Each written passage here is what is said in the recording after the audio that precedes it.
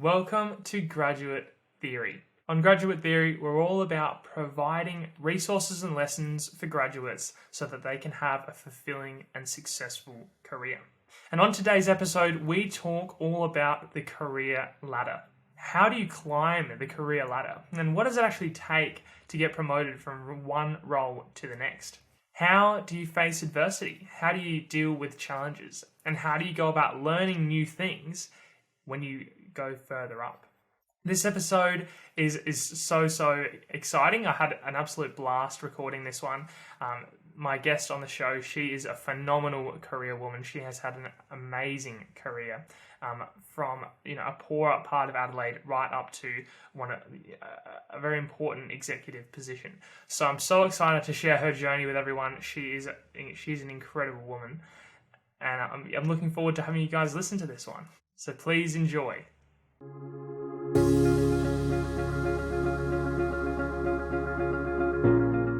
Hi there and welcome. My name is James and welcome to Graduate Theory. My guest today is a former high school principal. She's since become the CEO at the South Australian Tertiary Admissions Centre. Now, today, she's involved with many academic institutions. She's on executive boards across South Australia. Her main thing is what's the stuff?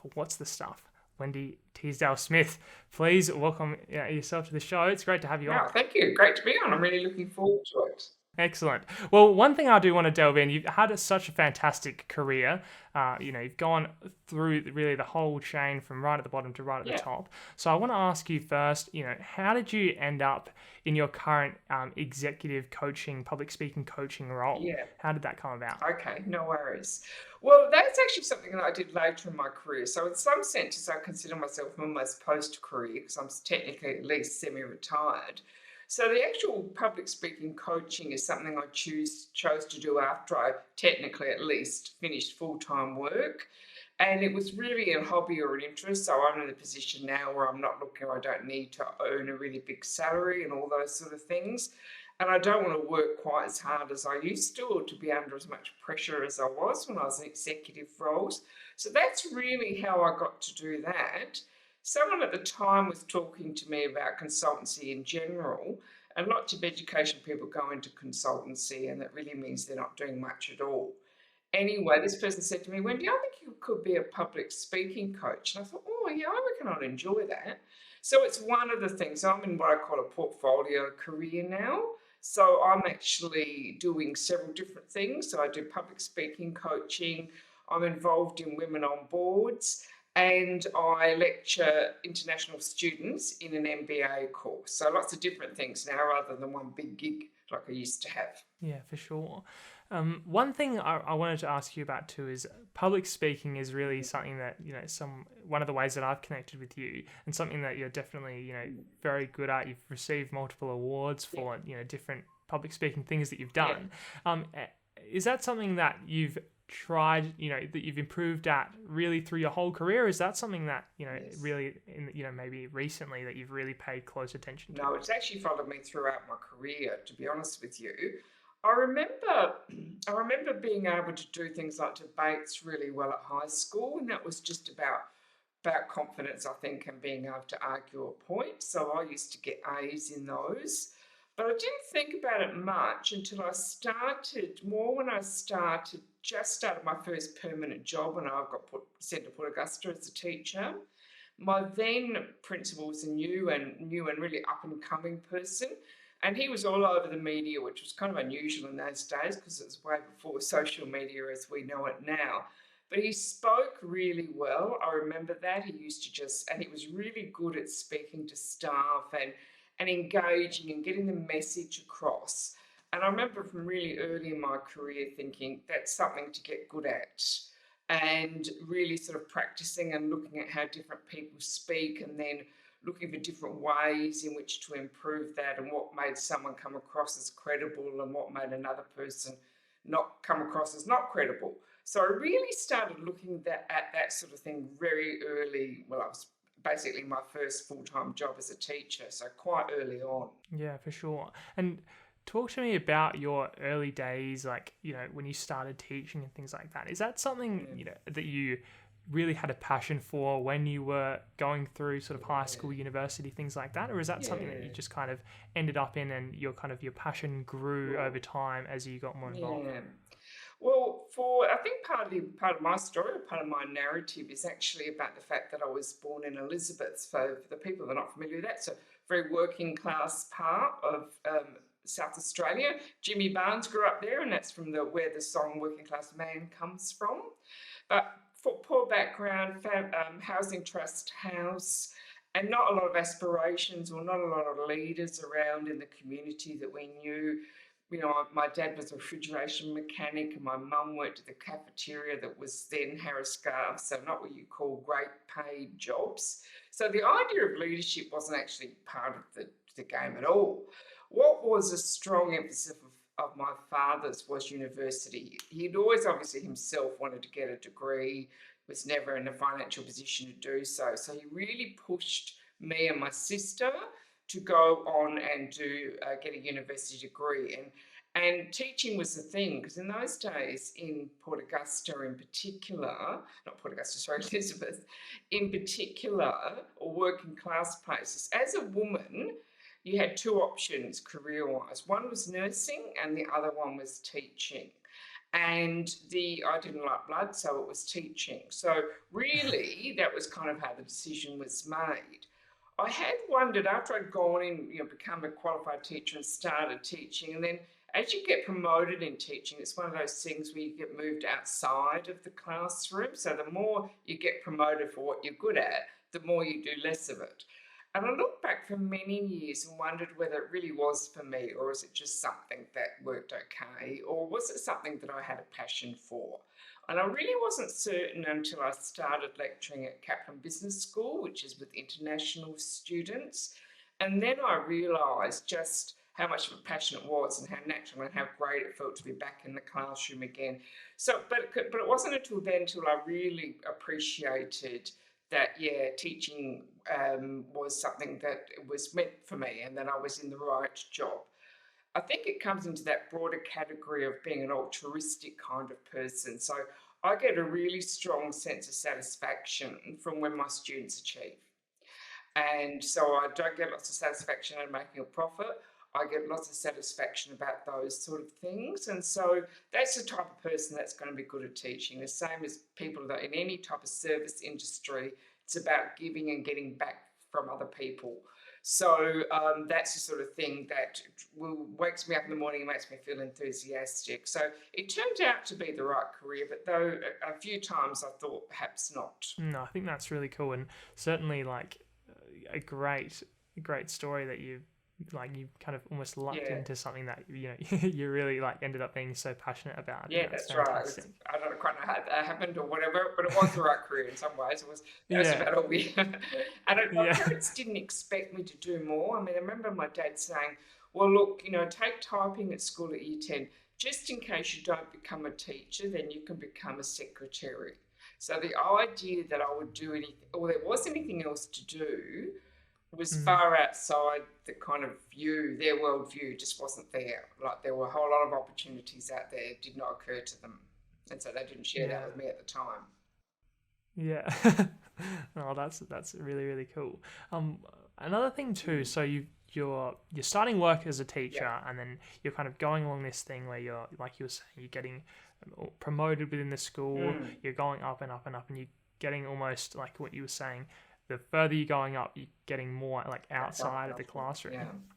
One thing that really interests me is, people that kind of can continue this progression, and then there's other people that kind of struggle at certain points, or maybe they just, some people just aren't interested in going up, which is totally fine. Yeah. But, there's certain people like yourself that manages to, continue Yeah. going up and up and up. Yeah. And then, some people, maybe they get stuck at a certain level, or some Yeah.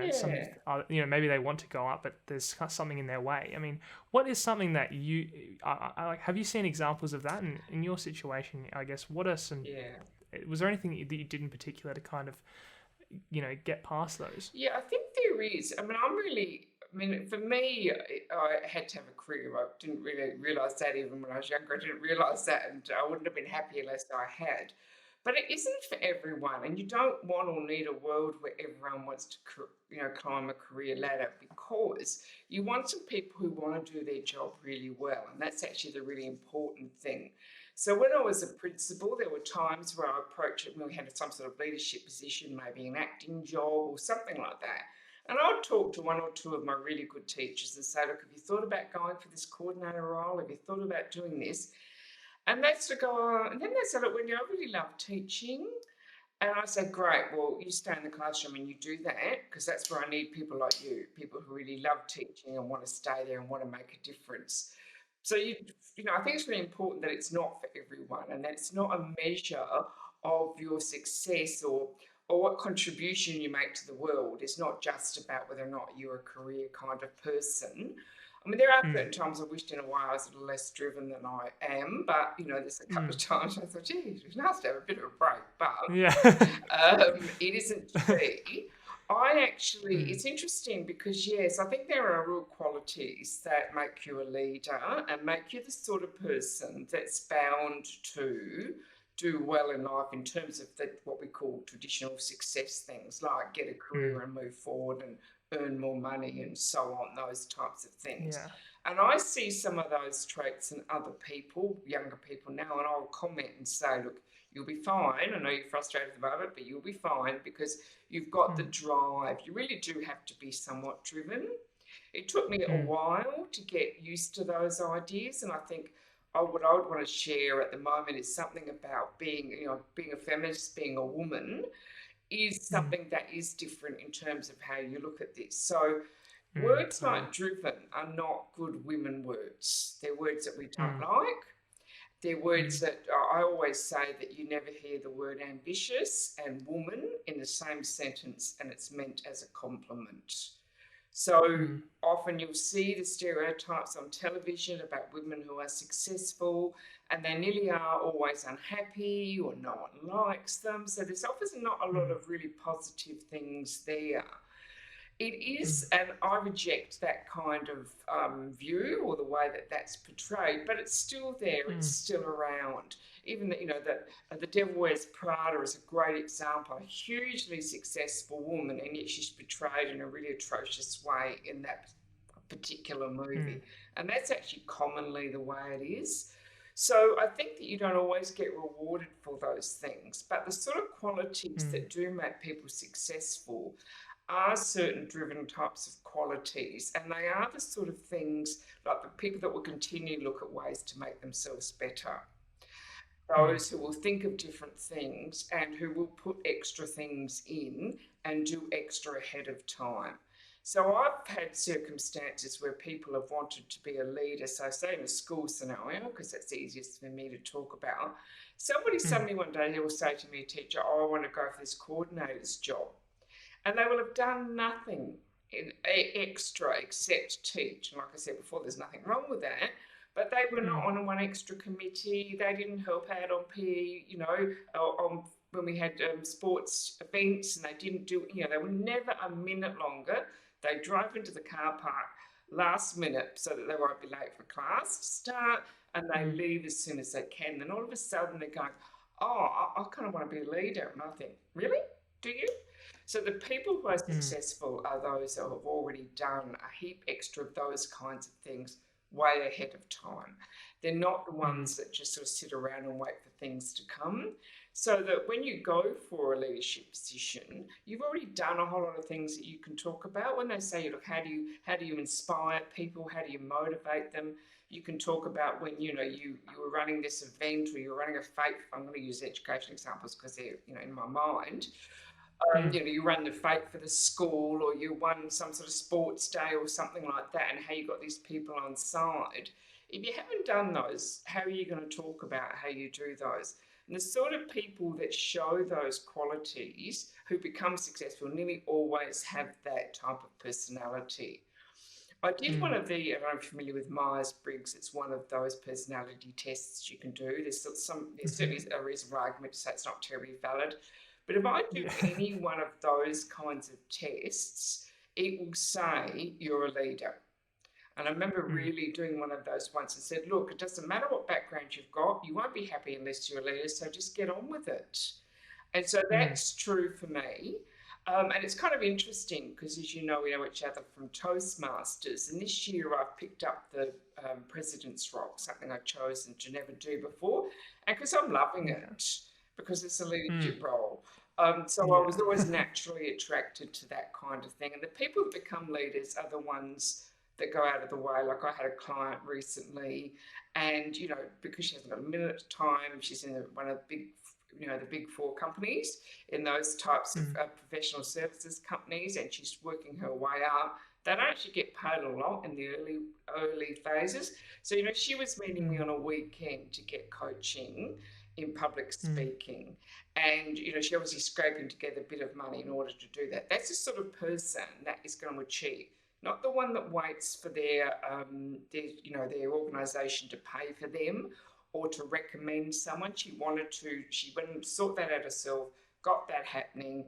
Those people that show that sort of initiative are the ones that become successful and leaders and all those other things in the world. Yeah, well, that's that's an amazing I don't think answer.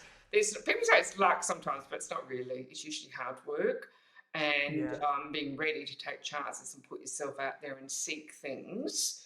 Like you're doing with this podcast thing. You know, you're probably not making lots of money out of that, as my guess. So you're choosing to do extra things, and that's all there is to it. That's what people choose to do. Wow, yeah, that was a really amazing answer there. There's so many so many things to dive into. Yeah. Like, I definitely agree with what you were saying about, like, you know, kind of when you're going for a role, let's say, you kind of almost want to get put on and then become the thing once you've been given the opportunity, rather than like being ready for the opportunity first and then going into it like afterwards. So it's like, no, this idea with, I always think, well, one example, the way I think about it is like a soccer team or any sort of sports team. Like, you get into the team once you're good enough to be in the team. You don't get put into the team when you're not ready, and then they kind of expect you. And the skills that might make you captain of a team like that are not necessarily the same ones that would get you into the team. So the sort of things that get you onto the team are, you know, the technical skills associated with playing sport. But what will get you into the captain's role will be leadership skills. And it's the same for it. I think it's a piece of advice that I would give that I think is important, particularly the higher you go. The things that you make you good at the first job or that will get you a job at a certain level, they aren't what will get you promoted. Because if you think about it, the next level skills are different things. So you need opportunities to learn those and take chances and make mistakes in that, so that you can talk about those. Yeah, I think that's really cool, and I think that's a fantastic point. If you think about one who thing you I work did with and that, then you'll see that they might be, and don't know enough about your work, but they might come from a finance background, but chances are at least a third of their job is actually about something else now. Like you go up a leadership step or two. Well, yeah, it's like that whole thing about, you know, there's the hard skills, like, you know, can you do an Excel spreadsheet? Can you program this thing? But then, like you're saying, the whole other stuff is like the soft skills. Like, can you get the team to finish this project on time and make it a good project? You know, that sort of soft skills, so important. Yeah, exactly. And one thing I wanted to ask you about as well, you were talking about like leadership and drive and things like that. Like, is that something that you've always had through your career, or is that something that you've kind of, potentially leadership as well? Is that something that you've kind of grown your abilities and your interests in that area as your career's gone on? Look, I think I did have it, but I didn't realise early on. So I was actually a contract teacher, first of all, and I wanted to get permanency. So and this is a system that was around then, it's probably changed a little bit now, but anyway, in order to get permanency, you had to do, like, again, a lot more than just be your average teacher. So also my teaching background is home economics, so it's not the most powerful subject in the school. It's not considered naturally like that, and you can hide in the back. It's nearly always at the back of anyone who, most people go to a school in Australia or whatever. The home economics area out with tech studies is out the back of the school. Up the front of the school, this is all about power. If you look at the classrooms that are closest to the front office area, that's where maths is taught. So you know how far out you go in the school is how, and the same with any office setup, by the way. physically closer you are to the boss will say something about you, and the further away is how powerful you aren't. So homework's way out there and everyone forgets and doesn't think it's terribly important. So I had to immediately go out and about and make myself known to the principal and be seen to be contributing, seen to be doing things. And in a way, if I look back on it, when we were going through a home ec, when they were teaching us about home ec teaching, they actually talked about a lot of these things. And when I look back now, I realised that was actually leadership teachings, because they would talk to us and we'd have to write papers and things like that on, okay, so you get called in the principal's office and he's going to, say that no student beyond year 8 has to do home economics. How are you going to change his mind? How are you going to influence him to think something different?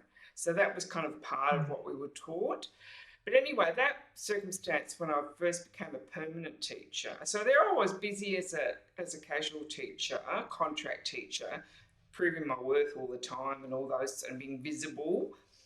And I thought it was just about that. I thought I was doing that because I had to do that to get a permanent job.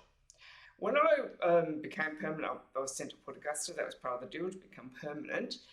The then principal said to me, so he took me off probation, and I remember the day he was signing off to say, yes, you're a good enough teacher to become permanent, because frankly, once you're that, you can almost never be sacked. So it's a big deal to become a permanent teacher in the education department in Australia, any of the departments in Australia. Anyway, he said to me, so when are you going? Basically, when are you going to go for promotion then? Is the long and short of it. It's what he was asking me. And because I was like, what? And I said, when am I going for promotion? And he looked at me and he said, well, you're ambitious, of course, of course. And I'd never been so offended in my life, right? I was just, And I had long hair then, I picked it back. I said, I am not. Just so angry. I've never, because I said, it's not a compliment. Ambitious is not a compliment. It's not a good woman word, it's not a nice woman word. Sure. And he just laughed. It was a hearty laugh too. He just thought, oh God, you're young and naive, And he said, yeah, well, actually you are. And when you get your head around that, come back and talk to me. Well, I flounced off, And it was only later, and I still thought, and I obviously went back to people and said, do you know what that he said to me? They probably thought, like he picked something up. So it wasn't until I came to terms with it around then and realised that I was the sort of person that once I've sort of mastered something, or I need to do more, I've got to do more, I've got to get more involved. I'm interested, I'm motivated, I'm gung-ho around that type of thing. So I did have those qualities from really early on, and I did start going for jobs from really early on. And I did think, and I thought about things like going outside the education department. So even when I did leave the education department, that was quite a shock to lots of people around the place, because most people don't. They stay in the education department forever. And I thought, I want to go and try something else. And it was very brave and courageous, but, to go into a different kind of employment where you're not a permanent person anymore and you can get the sack and all those types of things. So it was definitely always there for me. And I didn't really think, for a while I was sort of going up the ladder. So my sort of career was a traditional ladder career. And by that I mean I was a teacher, then I was a coordinator, then I was an assistant principal, and then I was a deputy principal, and then I was a principal. So straight up a ladder type of idea. When I was a deputy principal, I did originally think, no, I don't think I want to be a principal. The deputy principal's role was very highly organisational. I did the timetable, things like that. And I was very good at that sort of thing. And I thought, I don't think I want to. And it was quite a fluke of a circumstance. But my then boss got another job at about around the time I started thinking, I wouldn't mind giving that principal stuff a try. So she went off for another job and I got an acting role. And actually, once I was in there and got comfortable in the role, then I thought, yeah, I'm made for this job. And it was about the comfortable bit is about how high up you go. So when I was going up to deputy role, I'm still teaching like about 85% of the time. So I'm actually still in the classroom a lot.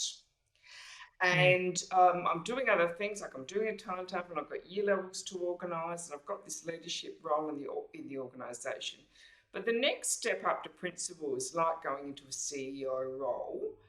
You actually Mm. go out of the doing and you start the thinking, really. You start this stuff Yeah. about where's the organisation going to be in 5 years? How am I going to position my school so that it can beat their school up the road and get better than that school up the road? Those things. Mm. So it's hard at first because when you're doing things like the timetable or whatever, those tasky jobs that are part of work, whether it's finishing a financial report or whatever, it's done and you've presented it and you go tick, I've done that. When you're kind of doing vision and driving a school organisation and trying to or an organisation and bringing people on board, it's not quite so obvious when you've achieved something. So that takes a bit of a challenge to think Mm. differently. So there are these jumps, so they're not all even jumps, is the point I'm trying to make in a career ladder. So if you think about the organisations you're in, when you do the first step up in the role, it's usually like a team leader. So you're usually a person that you do know the expertise of the people in that they do the job you've done, and you're supervising Mm. people who you know when they're doing or not doing their job because it's a job you've done. Then you go up a Mm. couple of levels, and then you'll get to a stage you start supervising people who you'd not done their job. And Mm. if they were away, you couldn't step in and do it. And that's a bigger step up. And there is a step up to the stage where you really don't understand people's roles, and it is tricky. So I've been in circumstances where, like for example, when I was at SATAC, I would be supervising people that were serious software developers, and we were doing bespoke software development at the time. Like, I'm a home ec teacher by trade. I don't even Yeah. like maths. And there I am overseeing a software development project that was huge, and it was bespoke. We weren't even implementing a one off the shelf. We were making our own. And there's steps, leaps there that are much more significant than just a little leap. First of all, the little steps aren't so hard, but sometimes it is Mm. leaps where you're into a way different world that you're suddenly working in. I think that's really cool. And I think one thing I want to ask about that is, how do you go from, like, how do you go about learning those things when you're going into these roles where, like that's a great example of where you're going to the CEO role, you're running this software project where you Yes. don't have the background at all. Yes, there's a few. What are the steps you're important taking in bits. those times? Yeah. So I think depending on the level, because you're talking graduates, it's obviously a major market, so they're much earlier in their career than people like my good self. Early on, you can actually usually see that you'll be able to have a position description or anything like that for someone else's job in those levels up. So one of the important things to do is just have a look at that job and person specification, or whatever you call it, depending on the organisation position description, of that next level and maybe the next level up, and have a look at what it says in there in terms of the sort of jobs you have to do, but also the sort of words that they will use to describe those. Because they'll move from very tasky to higher levels. So they'll do things like, first of all, I might talk about, supervise, oversee, manage something. The higher you go up, they'll start using terms like drive, take full accountability for, assume responsibility, and that is the step. So they're not just about skills. The higher you are up, the more the buck stops with you. And those types of things about taking accountability means that you've got a responsibility for that. So even though I can say, well, I haven't got a software background, if it falls over, how am I to know? The bottom line is it's my job, and I just have to take responsibility and accountability for that. One of the things I did, though, that I think is important to raise now is that I worked out, because this sort of happened during the time I was at SATAC, this change. So it wasn't very much an IT CEO kind of role, but it became that during my time there. I was there for 5 years. And I picked up that change was happening because we were moving this way, and we suddenly got this lot of money to manage this project. And I'd never managed anything like that. And there was actually one of my staff members who had just finished his master's in project management. and he was one of the key team members. And I said to him, "Do Mm. you think I need to go and get a qualification in project management?" And I'd already at that stage had my master's, and he said, "Yeah, I think it's time. You actually do." So he said, "Actually, when I want to talk Mm. to you about it more, because you're not the only one that needs it now."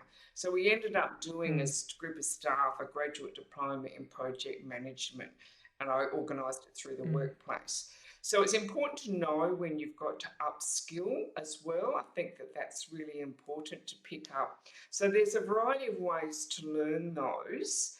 And to look at what does a person do at the next level up, and can you do that or not, is part of really quite important to do. If you're in bigger organisations, they're usually a lot better at having really well developed person specifications and things like that. And so, for example, when I used to run SATAC, my staff were actually hired by the University of Adelaide. And if someone wanted to get reclassified from a certain position, they said, "Look, my job's bigger than that now," to another level. Mm. There was all this background information you could look at and say, at this level, this is what you've been doing. At a level 4, these were your responsibilities. At a level 5, you will need to do these things. Can you do those things? So it's really very clear. And I'd usually go through those with staff and say, "See the different words here? These are about different levels Mm. of responsibility." The other thing that I wanted to highlight, and it's once again something about women and leadership and the women that will listen to this, but not totally Mm. only the women, and that is not to get women, what I call women's ghetto jobs, if you're a career person. So Mm. by that I mean real leadership roles have two really critical things in there. They have staff, you're so responsible for staff, and you're responsible for money. So any job that doesn't have that in there is questionable whether it's a real leadership role. So you can see, I used to have a variety of those. For example, when I was around in education system here in South Australia, I could have gone for my principal level job where I had 100 staff, a really big budget, and I was responsible for the curriculum and outcomes of students, but I was responsible for facilities, for IT, I was responsible to a board, all these high level responsibilities. And I could have gone off to another job within the education department where I'd got the same money or maybe a little bit more, and I'd be doing my own typing, and I'd have no staff and no Mm. money. They're what I would Mm. call a women's ghetto jobs. So women often get Mm. sort of moved into those. No one sits around necessarily and does it sort of with some evil intent, but you can find Mm. yourself easily moved into those. And they're not real leadership roles, because the hard stuff is people, and the Mm. next hard stuff is the money. And that's really where real leadership roles are. And if you haven't got those, I question whether it is a leadership role or not. Sure. I think that's great Mm. advice.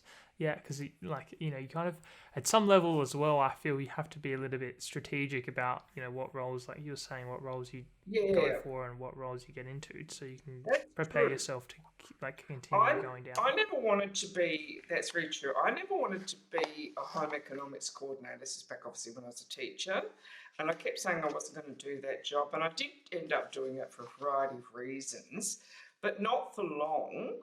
But that didn't matter, because actually I kept wanting to go into another coordinator's job that didn't have supervision of staff. And it was a really tough time I was having in this job. It was a hard group of staff to learn, work with, and all sorts of issues in that school. But I learned a lot. And I'm glad I did it, because then I realised just how damn hard staff were to lead. Mm. Which I was a bit naive about before that. I thought I'd be nice to them and they'll be nice to me. I was young and Mm. naive then.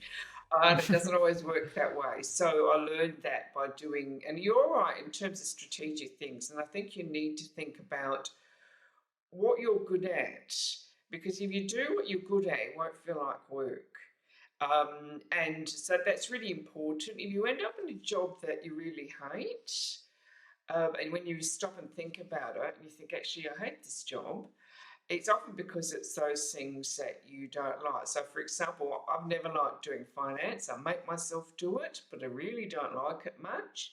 And for a variety of reasons, ended up in this job that turned into a different kind of job. So I was actually doing finances about 80% of the time.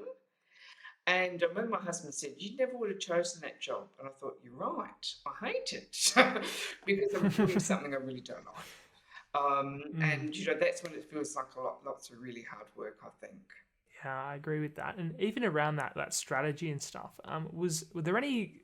Did you ever like set goals and have mentors and things like that along the way? And how do you think those sorts of things impacted, your direction Yeah, and your ability to yeah. to go places that you wanted to go? Yes, I'm definitely a goal setting kind of person. It's just the nature of who I am. I've always set my goals and I've always worked, because I'm really kind of like that. I'm also really tenacious. So I don't necessarily get things happen really quickly, but I'm a person that can work towards something in little steps for a long period of time. Mm-hmm. So setting goals for me really works quite well. So I always set goals every year and review those. I often do Mm-hmm. a review around, the financial change of year because it's an important thing to do. So I've always done that, and I have looked about what do I need, what sort of things do I need to do, or could I do that would give me those extra skills for the next job. So I've tended to, it's interesting now because I'm in a different position in where I'm in terms of being an academic and actively saying I don't want a leadership role. And it'd be easy for me to kind of end up in those. I still choose to do different things that I would have one stage done to put on my CV, but now I just do them because Mm. I'm interested and they engage a different part of my brain around that. I certainly had a variety of different mentors, formal and informal, in my career, and I've learned an awful lot from a variety of people. I've picked a couple of coaches where I've actually gone and paid people to coach me around different Mm. types of things. So one of those, for example, when I was thinking of leaving DEX, which was a big decision, the Department of Education, I got a Mm-hmm. coach to help me with that transition, and part of the job was to help me work out what I actually wanted to transition to. So that was a really clear role, a really clear job, what she needed to help me do. If you're going to go and pay for someone, I think that's really important because you need to, the best, so she was operating a coach versus a mentor role, but they're quite similar. But then it's Mm. really focused about what you want to achieve. Another circumstance when I was working, I was part of the Principals Association here in Australia, and it was a tough group of men, and it was all men when I started. And it was all real men, it was all men that didn't necessarily want a woman at the table, and I found them very hard to get along with and influence. And I remember Mm. going to another male principal colleague of mine who had been involved in the past, and I asked him to mentor me in order to how I was managing myself at that table, because I said whatever it is I'm Mm. doing, it's not working very well, and I just wanted him Mm. to help me with that, and that worked quite well as well. So sometimes those trying to sort of put yourself outside the comfort zone around that type of thing, I think is really important as well. Certainly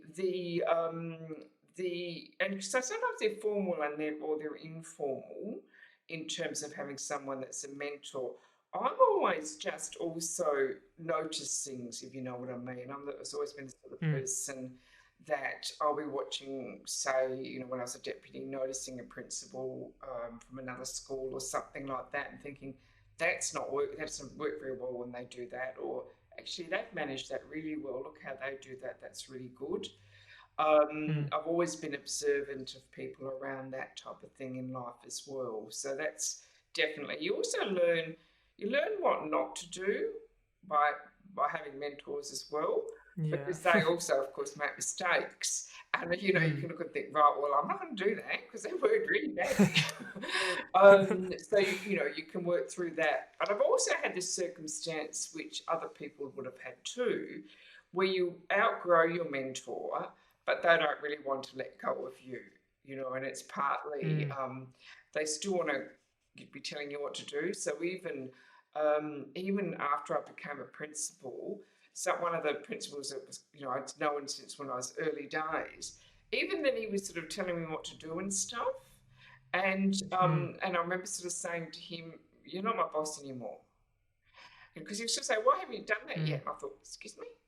Excuse me? Yeah. And I said, "You're not my boss, I chose not to. I thought it was a good time. I reflected on what you said and I decided I didn't want to do that." And he was like, you know.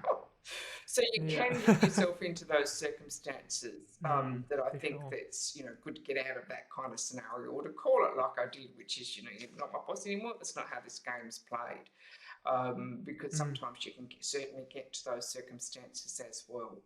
Yeah, I think that's very cool, and I think that's a great point about outgrowing your mentors. If kind of always be aware of who you're getting advice from and how relevant is that Yes. to your situation. Like, you don't want to be getting advice from, like my mum's not going to give you advice on technical things I'm doing at work. Exactly. In the same way, Yeah. the people you take advice from have to be, people that, their advice means something, right, in that area. You just said something that I'd like to follow up then too. I think it's important to mention, because I chose a career that I went from a specialist to a generalist, that sort of thing. But there is another career which is really much more like a small field, or a tight field, and knowing that really well and knowing that really deeply.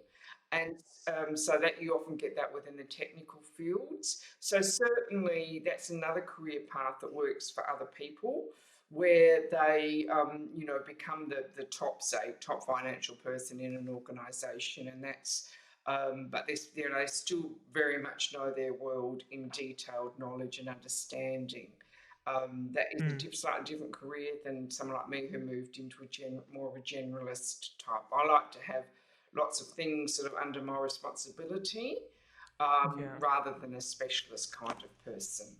Yeah, I think that's definitely interesting, the way that, I've heard it described like the T-shaped person, right? So you can kind of have the depth, which is sort of the specialization, and then there's also like the top of the T, which is the more general. And I feel like definitely as you go, into a role where, you're the CEO or you're a senior, you definitely have to be very general in terms of you have to be looking after all these different areas. It's I guess naturally it's just not a specialist kind of role. Like, it makes it difficult if you're like really into this one tiny area, when you're kind of when you also want to take over the whole organization and lead the way. Yes, that's right. And you can lack those. It can be really tricky to move from a role, for example, like a chief information officer, into a CEO role, because you're moving from such an expertise area into what is a really broad role, and not everyone makes that kind of transition very well. No, definitely. One thing I wanted to ask you about, like the mentors and things we were just speaking about, is when is too early to get a mentor, or when is the right time to start getting one? Do you have any, I know you yourself are on some level of career coach, mentor, how early would you say is too early, or when is there a right time? I don't think there's ever really a too early, because really I don't know whether I always would have considered them mentors. That's probably not it depends whether you call them that. But I remember learning a lot of things from people I started teaching with really early, and some of the more senior people, and how they managed, really difficult classes, which we certainly had at Port Augusta. Those types of things were really, I learned a lot from other people, watching their teaching practice or hearing them talk about it, and the things they did really well. Now, they wouldn't have been called mentors, but, essentially they were. In terms of, it's also tied up with whether or not you formally have a mentor. So different organisations sometimes have that process where you have a mentor, or you seek someone out that you might want to learn from. So you can choose to ask for a mentor. That tends to be considered, depends on the organisation and whatever, but generalising nonetheless. If you're seeking a mentor, it's usually because you are you're looking for a promotion of some sort at some stage. So you really are declaring that, I think, by seeking out a mentor around that type of thing. And there's nothing wrong with that. Just, I think you need to be clear that that is what you're doing usually around that kind of role. So I don't really know if there's too early. I think that it's, I don't think there's too early in terms of that kind of thing. I just think it is naturally happens. Sure, that's good to hear. Thanks so much for listening to this episode with Wendy Teasdale-Smith. I really hope you enjoyed. And if you did, it would make my day if you could leave a review on whatever podcast platform or YouTube or whatever platform you're on. The reviews, the comments, the likes, they really help this podcast to grow. So if you enjoyed the content today, I would absolutely love it if you could leave a review, leave a comment. That would be much appreciated. If you're looking to connect with Wendy further, her details are in the show notes. So if you'd like to connect with her further, you're more than welcome. And if you'd like to connect with me further, if you want to give some tips for this podcast, if you want to just check in with me, my details are also in there. If you want more information about the podcast more generally, please subscribe on whatever platform you're on, or you can also go to graduatetheory.com. It's been a pleasure having you listen to us today, and I look forward to having you listen to many more episodes in the future. Thanks.